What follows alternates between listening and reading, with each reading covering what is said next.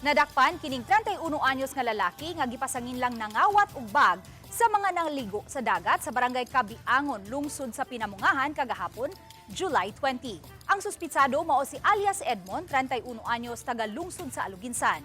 Samtang ang mga biktima mao sila ang managhigala nga sila si Francis, 21 anyos, Jeremy, 19 anyos ug Michael, 23 anyos, mga mulupyo sa barangay Bunga, Toledo City. Sa investigasyon sa Pinamungajan Municipal Police Station, nangaligo og dagat sa public beach sa barangay Kabiangon ang mga biktima. Samtang nangaligo sila, gipahimuslan sa sospek ang kahigayunan ug gikuha niini ang itom nga belt bag nga gibitay sa mangrove tree.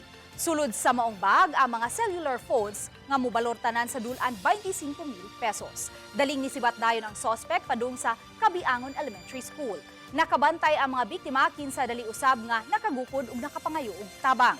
Sa tabang sa mga tawo sa lugar nasikop ang kawatan ug nabawi ra ang mga cellphones. Tukmang kaso ang ipasaka.